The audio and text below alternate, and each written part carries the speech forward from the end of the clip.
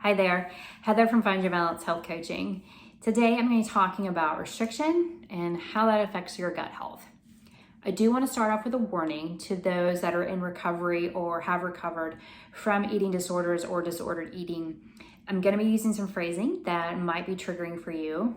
So if that does not feel safe right now, please come back if and when it does. So recently I did a video on bloating, and I chose to do that video because unfortunately diet culture has hijacked that word as just another way to say you need to lose weight, you need to shrink your body. Unfortunately, there are people that are really suffering from bloating. If you have IBS, if you have SIBO, which is small intestine bacteria overgrowth, you know how miserable that is. I personally have had SIBO on and off for the last 4 or 5 years, and I've had IBS pretty much my entire life. So I know how painful bloating is, and uncomfortable and miserable it is. With SIBO and IBS, a diet that is usually prescribed is the low FODMAP diet. It is a therapeutic diet, but it is super restrictive. It is intended to be only for about 2 weeks. The last time I did low FODMAP, I did it for 8 months. And with restrictive diets like that and some other restrictive diets like elimination diets, I already had disordered eating behaviors, but this definitely led into an eating disorder called orthorexia. Orthorexia is has lots to do with food rules and lots of fear around food, only eating clean ingredients, only, never eating a cookie with white flour, only using almond flour, only using this. Lots and lots and lots of food rules and fear around certain foods. And if you've dealt with SIBO or IBS and you have seen your symptoms go down because you aren't eating onions, or you are not eating apples or Brussels sprouts, you can have a lot of fear around those foods and adding those back in.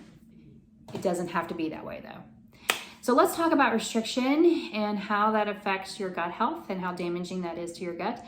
So let's just start a little, and the connection to eating disorders and disordered eating. First, let's talk about some statistics.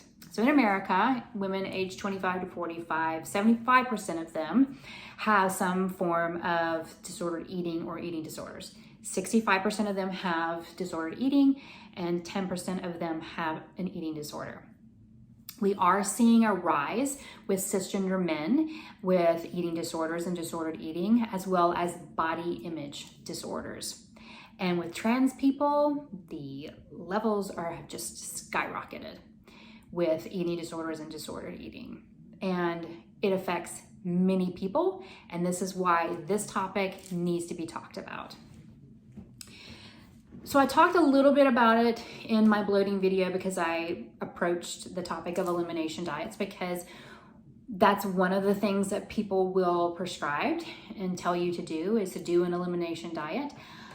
I am in favor of that to determine, hey, is a particular food causing all of my symptoms? If you have joint pain, if you have some brain fog, if you have bloating, if you have diarrhea, constipation, if you're having some skin rashes, is a food, that's a really good place to start, is a food causing the issue. I am not in favor of losing for weight loss, not at all.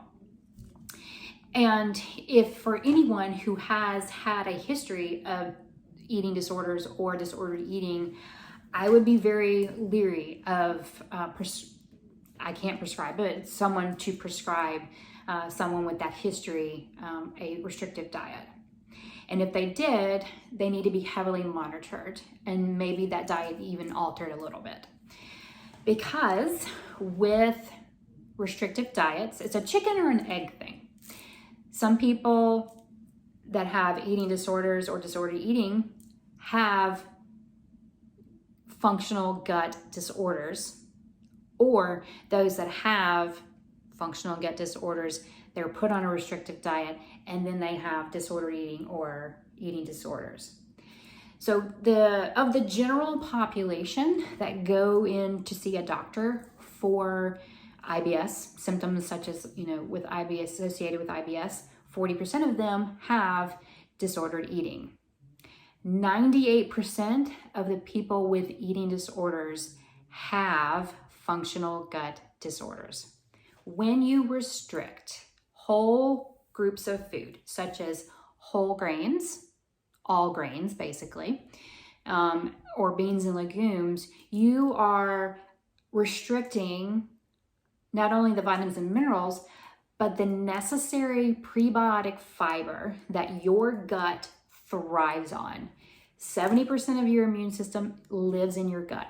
Your gut does so much stuff. Everything from your hormones, brain function, the gut-brain connection, loads of stuff. Your gut is so key, and you need to keep it fed with plants. So when you restrict beans and legumes, and when you restrict all grains, so grains turn into flour, which make breads and pastas and things that people love to restrict, you are not getting that beneficial bacteria, vitamins, and minerals. So this is why restriction is so damaging. And I would love for you to be very mindful of the messages that are out there that say, restrict your carbs, restrict your white potatoes, restrict this food group, restrict bananas. I've been there. I used to restrict tropical fruits because of the sugar content. If you take a mango, that's all a mango is fiber. A banana is nothing but prebiotic fiber and has so many minerals and nutrients in it.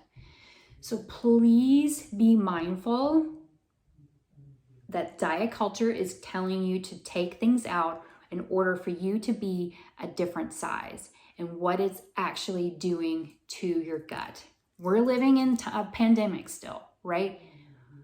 We need a healthy immune system, and restriction is not the way to go. So let me know if you have any questions. Love to help you out.